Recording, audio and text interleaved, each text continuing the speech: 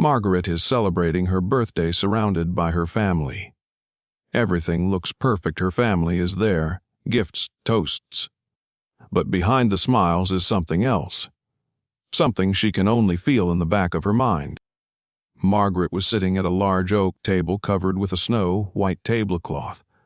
Her son George and his wife Linda stood next to her, and her grandson Brian, who was fiddling with his phone, was in front of her. The air was filled with the aroma of freshly baked cake, and expensive champagne sparkled in the crystal glasses. "To you, Mom," George solemnly proclaimed, raising his glass. "You're the best." Linda supported her, playfully touching her hand. Margaret smiled, but a strange coldness stirred inside her. She glanced around her family. Everything should have been perfect, but there was something artificial. The words were too carefully chosen, the smiles too broad. Linda grabbed her hand, holding it tighter than usual. "How are you feeling?" she asked, a hint of concern in her voice. Margaret was a little surprised. "I'm fine, dear." Linda quickly looked away. Brian, not looking up from the screen, mumbled, "How old are you, Grandma?" 75, she answered proudly. "You'll be with us for a long time, won't you?"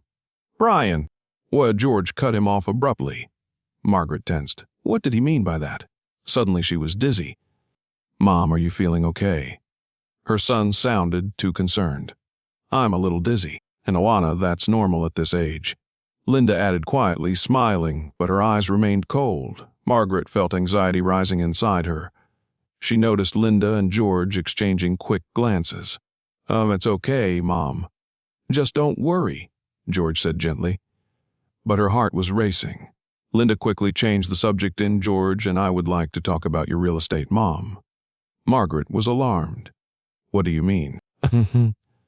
"Well, you live alone in a big house. Maybe it's time to think about something more comfortable for you." "Like what?" Linda smiled. "A good care center." Now she realized that this conversation had been prepared in advance. Margaret looked at them. Linda was smiling too kindly.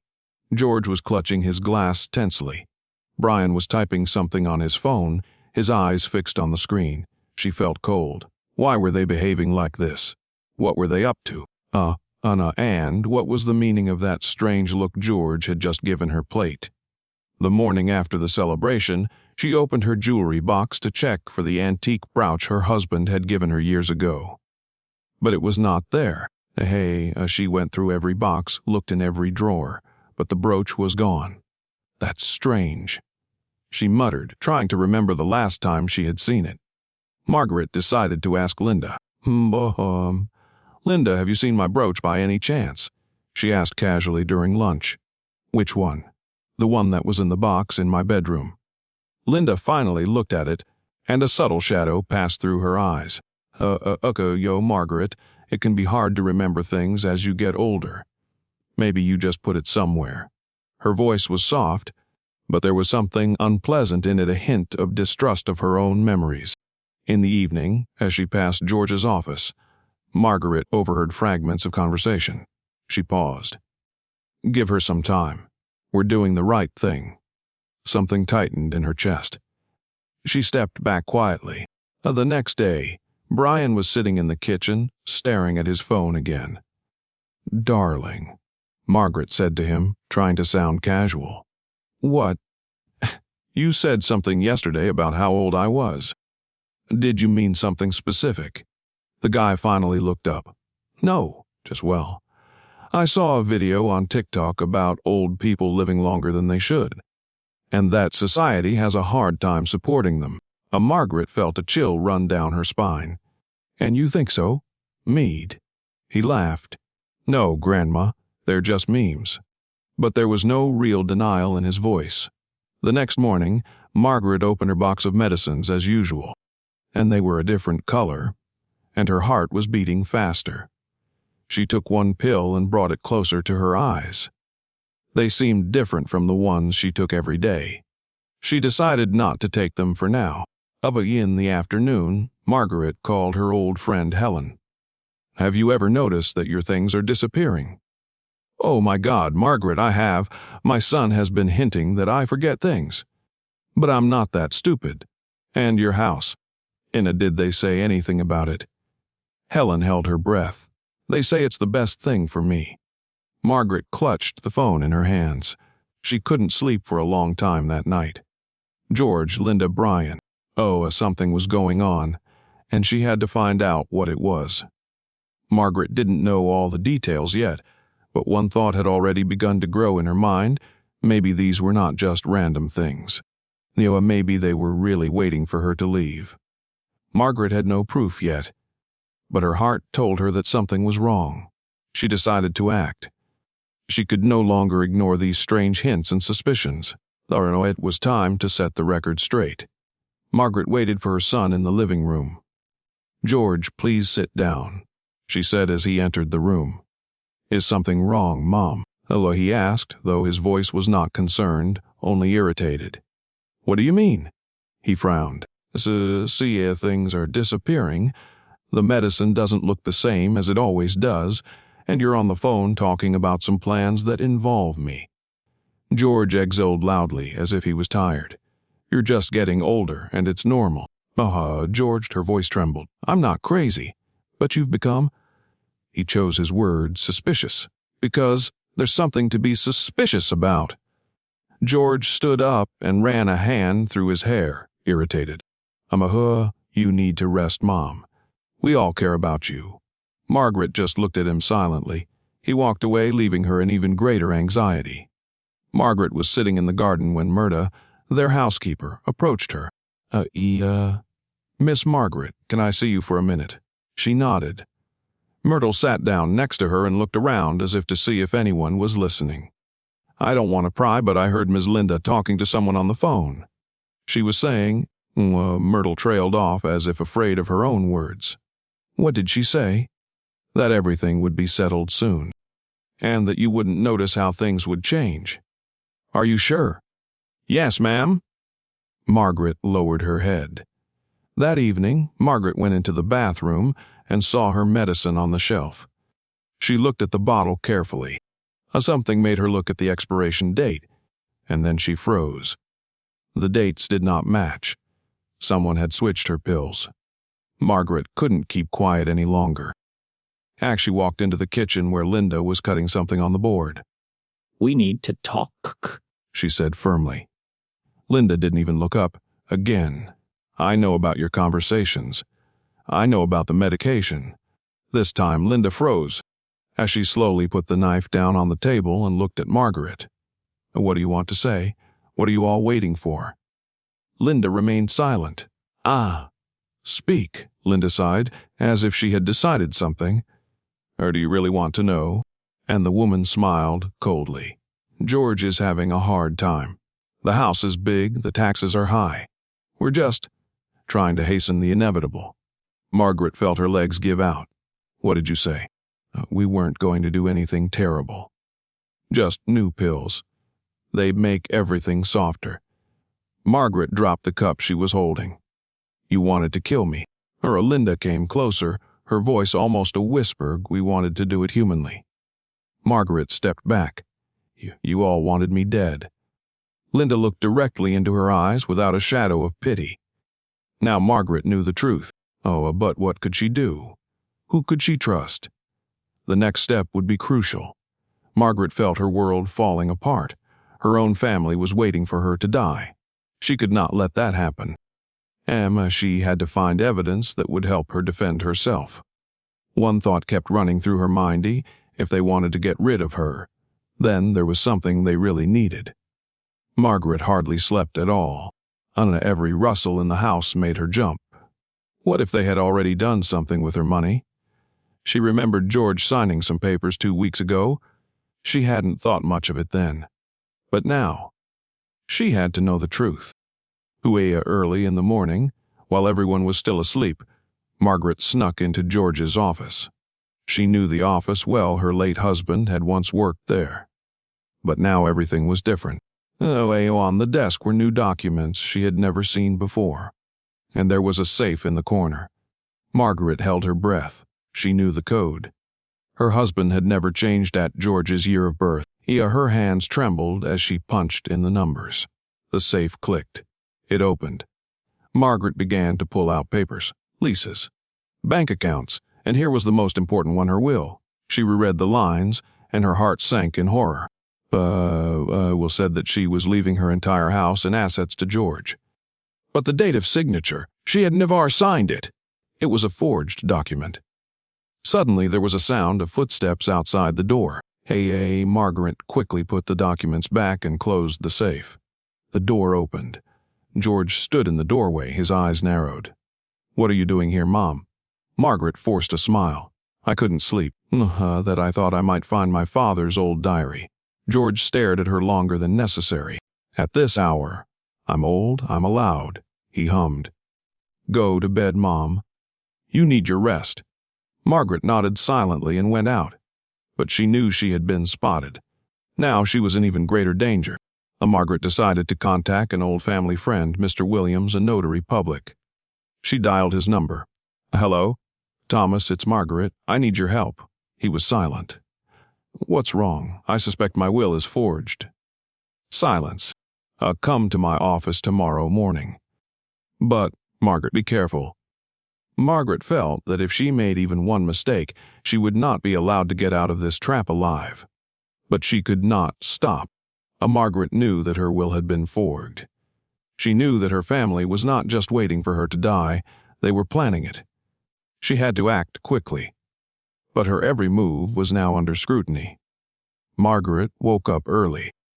She dressed quietly and left the house, trying not to make any noise. She could not let her absence be noticed.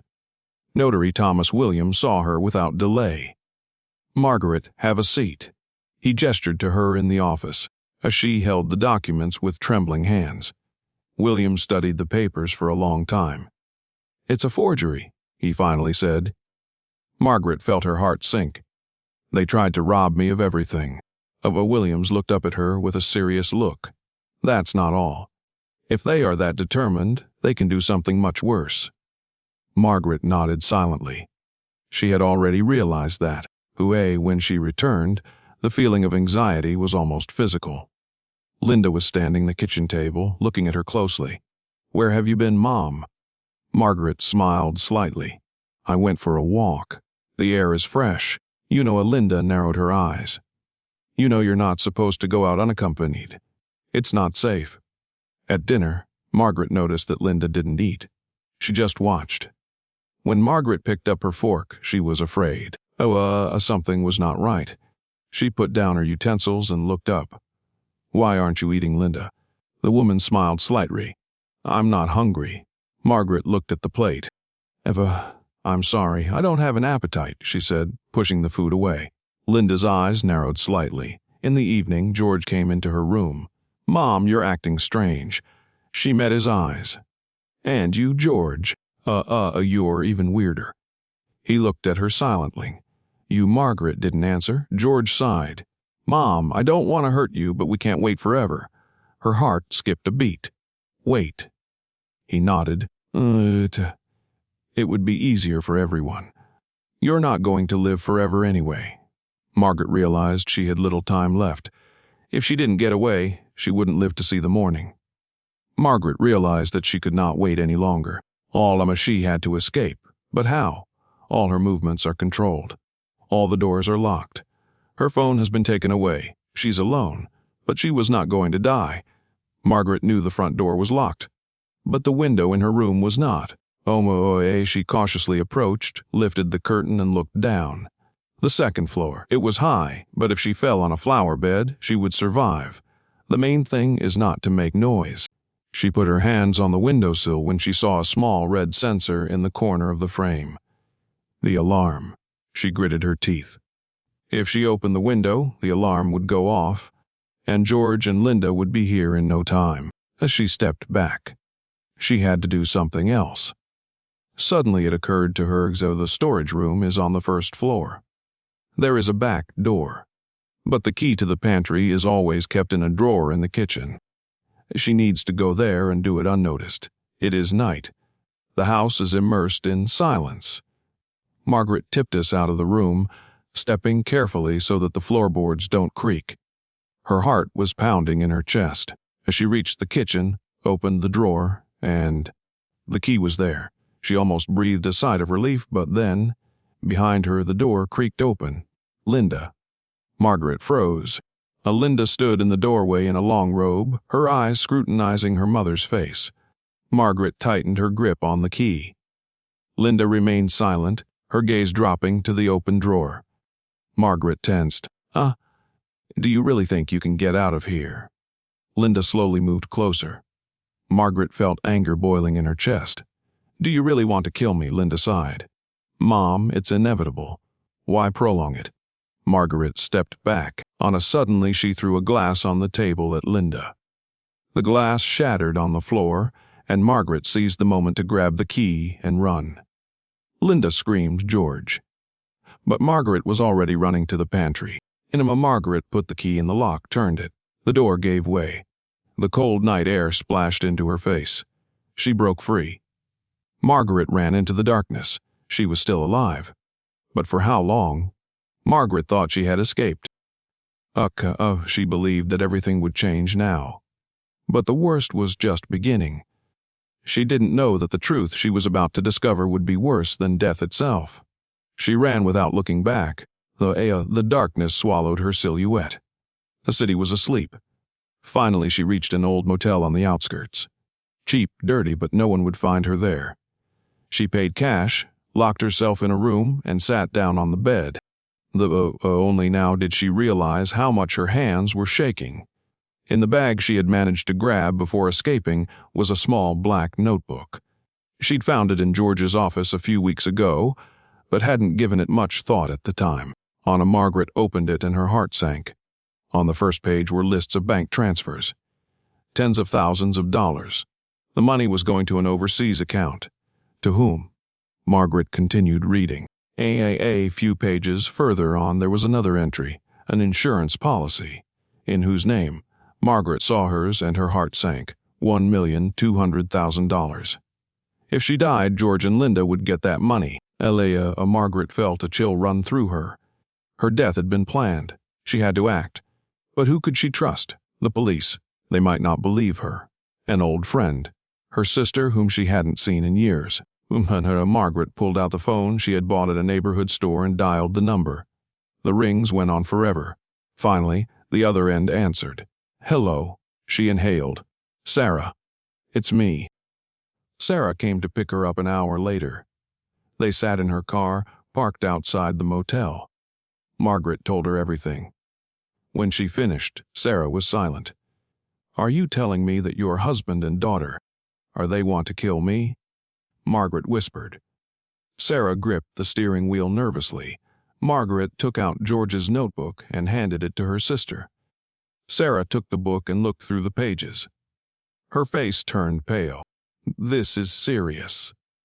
Sarah looked at Margaret. We can't go to the police. Margaret shuddered. Why? Sarah turned on her headlight, started the engine, and said, Because there's more to the story.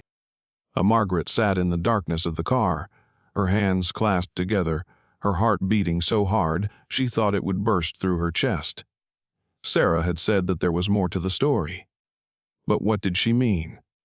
Sarah took a deep breath. You can't just go to the police, Margot. I have proof, Sarah shook her head, because it's not just George and Linda. Margaret froze. What do you mean? Sarah looked away. I knew it. Margaret felt her blood run cold. What? I knew they were planning something, Sarah said quietly. Sarah looked down. I thought they would.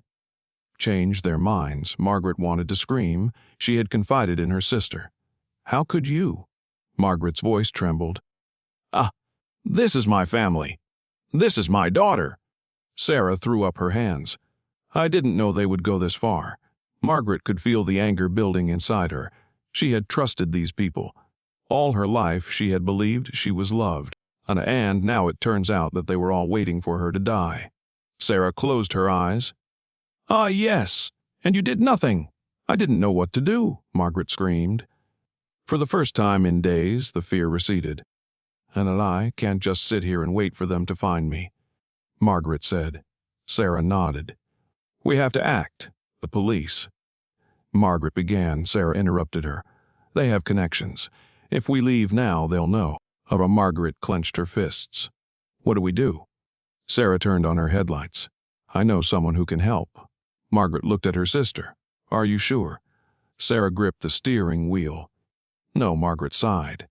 Then let's go. A darkness enveloped the town as Margaret and Sarah pulled outside an old motel on the outskirts. It looked dangerous, but they had no other choice. They wouldn't be looked for here.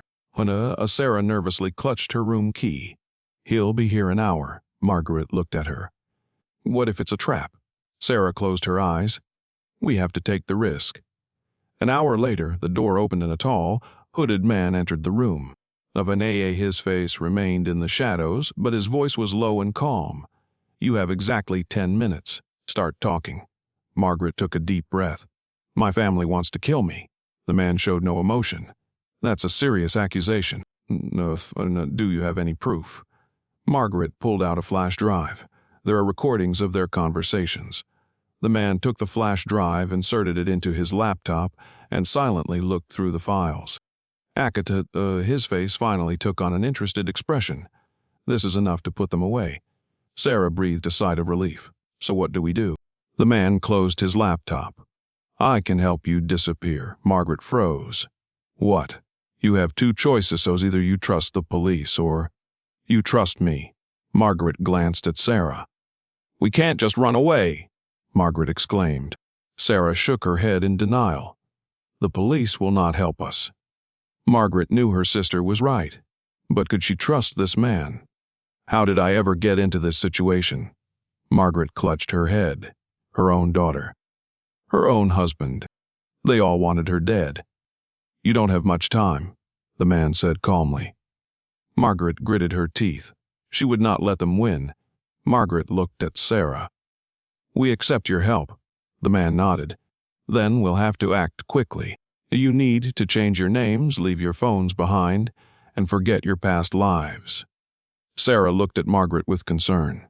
Is this permanent? The man looked directly into Margaret's eyes. Do you want to die? She closed her eyes. Okay. The man took his things. You have 3 hours.